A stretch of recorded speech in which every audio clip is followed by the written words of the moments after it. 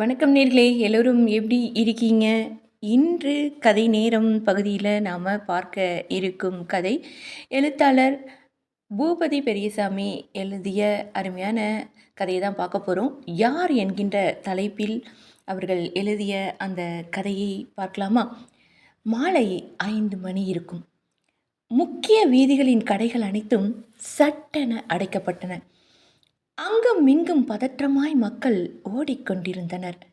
ஏன்பா, என்னாச்சு? ஏன் கடையெல்லாம் அடைக்கிறீங்க? பலரின் கேள்விக்கு விடை கிடைக்காததால் மக்கள் மனமும் கலவரமானது. சற்று நேரத்தில் பேருந்துகள் மீது கல்வீச்சு சம்பவங்களும் ஆரம்பித்தன. இதனால் போக்குவரத்து அறவே நிறுத்தப்பட்டது. ஒரே கலவரமாக இருக்கு. பேருந்தெல்லாம் திடீர்னு நிறுத்திட்டாங்க. என்ன செய்யறதுன்னு தெரியல. கல் வீசுறதால எந்த பேருந்தும் இயங்கலை. நிலைமை சரியானதும் எப்படியாவது வீட்டுக்கு வந்துடுறேன். நீங்கள் கவலைப்படாதீங்கப்பா. நம்ம குலசாமியை வேண்டிக்கோங்க. எப்படியும் மருத்துவமனைக்கு போயிடுவோம். நல்லபடியாக பிரசவம் நடக்கும். பேருந்து நிலையத்தில் காத்திருந்த பலரது செல்போன்களும் செய்தியை பரிமாறியபடி இருந்தன. நகரின் அனைத்து சாலைகளிலும் போலீஸ் வாகனங்கள் மட்டுமே வலம் வந்து கொண்டிருந்தன. இரவு 7 மணி.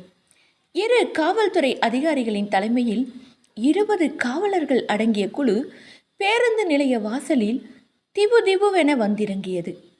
அதிகாரி காவலர்களுக்கு உத்தரவுகளை பிறப்பித்துக் கொண்டிருந்தார்.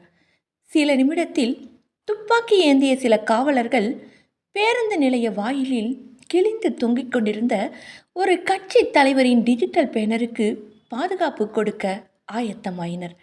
பேனர் கிழிக்கப்பட்டதுதான் வன்முறைகளுக்கும் கலவரத்துக்கும் காரணம் என்பது அப்போதுதான் தெரிந்தது. சில நிமிடங்களில் ஊரில் உள்ள அனைத்து ஊடகத்துறையினரும் அப்பகுதியை முற்றுகையிட்டனர். நடக்கும் பரபரப்புகளை காட்சிப்படுத்தி நேரலையாக சுட சுட ஒளிபரப்பிக் கொண்டிருந்தனர். இரவு 8 மணி. அக்கட்சியின் தலைமை அலுவலகத்தில் நிர்வாகிகளும் தொண்டர்களும் குவிய ஆரம்பித்தனர். கட்சியின் அவசர கூட்டம் தொடங்கியது. நம்ம தலைவரோட வளர்ச்சியை பொறுக்க முடியாத எதிர்கட்சிக்காரங்களோட சதி வேலையாக தான் இருக்கும். இப்படியே விட்டோம்னா தலைவரோட உயிருக்கே பாதுகாப்பு இல்லாமல் போயிடும். கட்சி சார்பாக முழு அடைப்பும் உண்ணாவிரத போராட்டமும் உடனே நடத்தணும். நம்ம எது செய்தாலும் மற்ற கட்சிக்காரங்களுக்கு ஒரு பாடமாக அது இருக்கணும். நம்ம சீண்டி பார்க்க ஒருத்தனும் இனி பயப்படணும். கட்சியின் நிர்வாகிகள் அவரவர் தன் கருத்துக்களை தெரிவித்து முடித்தனர். கட்சி தலைவர் பேனர் கிழிக்கப்பட்ட செய்தி சிறிது நேரத்தில் வடிவம் மாறி மாறி தலைவரை கொலை செய்ய முயற்சி என புது வடிவம் பெற்று வாட்ஸ்அப்பில் உலா வந்து கொண்டிருந்தது. அதன் பிறகு கலவரமும் அதிகமானது. பேனரை கிழித்த குற்றவாளியை கண்டுபிடிக்க காவல்துறை ஒரு கோணத்திலும் கட்சிக்காரர்கள் வேறொரு கோணத்திலும் முனைப்பு காட்டினர். இரவு 11 மணி. கலவரத்திற்கு காரணமான குற்றவாளியை கைது செய்ய விசாரணை துவங்கியது. பேருந்து நிலையம் அருகே உணவக வாசலில் பொருத்தப்பட்டிருந்த சிசிடிவி கேமரா பதிவுகள் அதிகாரிகளால் விரைவாக ஆராயப்பட்டன.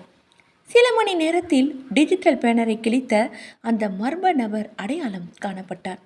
உடனே காவல்துறை பரபரப்பானது. அதிகாலை 3 மணி. கலவரத்தால் பேருந்துகளின் இரைச்சல் ஏதுமின்றி மயான அமைதியாக இருந்தது. பேருந்து நிலையம்.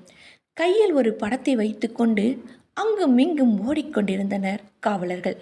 அதிகாரிகள் கேமராவில் பதிவாகி இருந்த அந்த மர்ம நபரை நெருங்கினர். பேனரை கிழித்த குற்றவாளி அருகே சென்ற காவலர்கள் பெரும் அதிர்ச்சியில் உறைந்தனர்.